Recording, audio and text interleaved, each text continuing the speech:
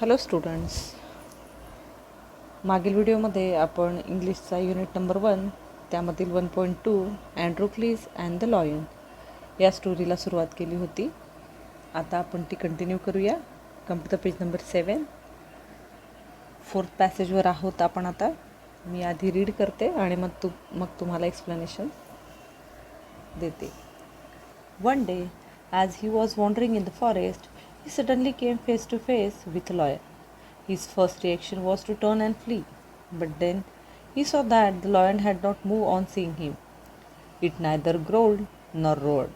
In fact, it looked at him piteously as if it was in great pain. बघा, अँड्रोक्लिस एका दिवशी जंगलात फिरत असताना अचानक त्याच्यासमोर एक सिंह आला. अँड्रोक्लिसला वाटलं की आता पटकन मागे फिरून पळून जावं, पण अँड्रोक्लिसच्या असं लक्षात आलं की त्याला बघून सिंह हलला नाही, गुरगुरला नाही किंवा त्याने डरकाळीही फोडली नाही. जणू तो सिंह त्याला वेदनेने केविलवाणी नजरेने त्याच्याकडे पाहत होता असं अँड्रोक्लिसला जाणवलं. पुढे बघा. Androcles paused. Then he moved very cautiously towards the lion step by step. Lion moaned and whimpered, "Please help me," its eyes seemed to say. When Androcles drew near, the lion lowered its head and began to lick its paw.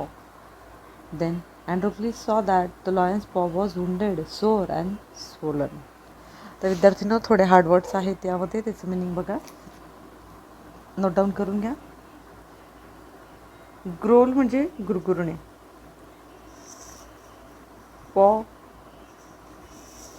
Pause म्हणजे थोडा वेळ थांबणे, पिटियसली म्हणजे दुःखद किंवा करुणाजनक परिस्थितीमध्ये असणे, cautiously म्हणजे सावधपणे, मौन म्हणजे कणणे, विम्पर्ड म्हणजे आकांताने ओरडणे. आता बघा त्याचा अर्थ मी तुम्हाला सांगते. अँड्रोक्लिस पॉज्ड. अँड्रोक्लिस थबकला, तो तिथे थांबला. Then he moved very cautiously towards the lion step by step. एक एक पाऊल पुढे टाकीत तो अतिशय सावधपणे सिंहाकडे जाऊ लागला. द लॉयन मौन अँड विम्पर्ड. मौन म्हणजे काय? कणणे, आकांतात ओरडणे. विम्पर म्हणजे हुंदके देत बोलणे. सिंह कण्हट विव्हळत होता आणि त्याचे डोळे "कृपया मला मदत कर" अशी जणू अँड्रोक्लिसला याचना करत होते. When Androcles drew near, the lion lowered its head and began to lick its paw. अँड्रोक्लिस जवळ पोचला तेव्हा सिंहाने त्याचे डोके खाली वळवले आणि आपला पंजा चाटायला सुरुवात केली. Then Androcles saw that the lion's paw was wounded, sore and swollen. तेव्हा अँड्रोक्लिसला दिसले की सिंहाच्या पंजाला जखम झाली आणि तो सुजलेला आहे. On a closer look, Androcles noticed that a big thorn had pierced one of the lion's toes. So this is the cause of the lion's distress, thought Androcles. जवळ जाऊन पाहिल्यावर अँड्रोक्लिसला असं दिसलं की एक मोठा काटा त्याच्या पायाच्या एका बोटात घुसलेला आहे. सिंहाच्या वेदनेचे हेच कारण आहे, अँड्रोक्लिस स्वतःशी पुटपुटला. बघा यामध्ये हार्डवर्ड्स कुठला आहे? सोअर म्हणजे काय? दुखणे, हर्ट होणे. सोलन म्हणजे काय? सुजलेला असणे. पियर्स म्हणजे घुसणे. डिस्ट्रेस म्हणजे दुःखात. आता पुढे बघा. Summoning up all the courage, Androcles stretched his hand slowly towards the injured paw. He was afraid that the lion would attack him if he touched his swollen paw, but the lion seemed to understand his good intention. आपले सगळे धैर्य एकटवून अँड्रोक्लिसने आपला हात हळूच जखमी पंजाकडे नेला आणि सिंहाच्या दुखऱ्या पंजाला हात लावला तर तो आपल्यावर हल्ला करेल की काय अशी त्याला भीती वाटत होती. पण सिंहाला जणू काही त्याचा चांगला हेतू समजला असावा. Now turn the page. Androcles took the paw in his left hand. Deftly he pulled out the thorn. Then tearing a piece of his own clothing, the kind man bound up the lion's injured paw.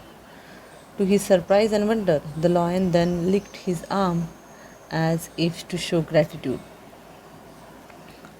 आता बघा, यामध्ये डेफ्टलीचा meaning आहे skilfully. अँड्रोक्लिसने सिंहाचा पंजा आपल्या डाव्या हातात घेतला आणि अतिशय कुशलतेने काटा ओढून काढला आणि आपल्या अंगावरच्या कपड्याचा एक तुकडा फाडून त्याची पट्टी बनवून त्याने त्या सिंहाच्या जखमी पंजावर ती बांधली. आणि काय आश्चर्य, जणू कृतज्ञता व्यक्त करण्यासाठी सिंहाने त्याचा हात चाटला.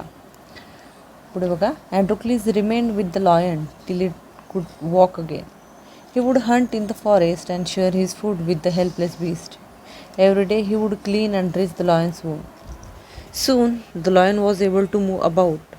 Many times he followed Androcles whenever he went. सिंहाला पुन्हा चालता येईल तोपर्यंत अँड्रोक्लिस त्याच्याजवळ राहिला. तो जंगलात जाऊन शिकार करत असे आणि त्या असहाय्य श्वापदाबरोबर आपले अन्न वाटून खात असे. सिंहाची जखम स्वच्छ करून तो रोज त्याला मलमपट्टी करे. लवकरच सिंह हिंडू फिरू लागला. बऱ्याचदा अँड्रोक्लिस जिथे जाईल सिंहसुद्धा त्याचा पाठलाग करून त्याच्यासोबत जात असे. पुढे बघा, in the meanwhile Androcles master had complaint to the authorities that he slave Androcles had run away. Soldiers were sent in all direction to capture Androcles. They searched for him high and low but couldn't find him. At last, they came to the forest where Androcles lived. It so happened that Androcles had gone out alone that day while the lion rested near the cave. Both of them fell into the hands of the soldiers. The soldiers took them back to the city. They put Androcles in a chain in a prison. The lion was caged. In those days, people who were found to be guilty of a serious crime were fed to the wild beasts. As punishment, running away from one's master was a very serious crime at that time. Therefore, Androcles too was to be thrown to the wild beasts. आता बघा, in the mean while म्हणजे दरम्यानच्या काळात अँड्रोक्लिसच्या मालकाने आपला गुलाम पळून गेल्याची तक्रार संबंधित अधिकाऱ्याकडे केली. अँड्रोक्लिसला पकडून आणण्यासाठी सर्व दिशांना त्यांनी सैनिक पाठवले. सैनिकांनी त्याचा कसून शोध घेतला, पण त्यांना काहीही त्याचा ठावठिकाणा लागला नाही. शेवटी अँड्रोक्लिस राहत होता त्या जंगलात ते आले. त्या दिवशी नेमके असे झाले की अँड्रोक्लिस हा एकटाच बाहेर गेला होता आणि सिंह गुहेपाशी विश्रांती घेत होता. त्यामुळे ते दोघेही सैनिकांच्या तावडीत सापडले. सैनिक त्यांना घेऊन शहरात परतले. त्यांनी अँड्रोक्लिसला साखळीने बांधून तुरुंगात डांबले आणि सिंहाला पिंजऱ्यात कोंडले. इन दोज डेज म्हणजे त्या काळी गंभीर गुन्हा केलेल्या माणसाला शिक्षा म्हणून जंगली श्वापदाच्या तोंडी दिली जाईल. आपल्या मालकापासून पडून जाणे हा अतिशय गंभीर गुन्हा समजला जाईल. त्यामुळेच अँड्रोक्लिसला सुद्धा आता जंगली प्राण्याच्या तोंडी देण्यात येणार होते. तर विद्यार्थिनींनो, आज आपण इथेच थांबूया आणि वेळोवेळी सांगितलेले हार्डवर्ड्स तुम्हाला CWमध्ये लिहायचे आहेत. आय होप तुम्हाला स्टोरीचा इतका पार्ट कळला असेल. पुढील भाग आपण नेक्स्ट पिरियडला घेऊया. Okay, thank you.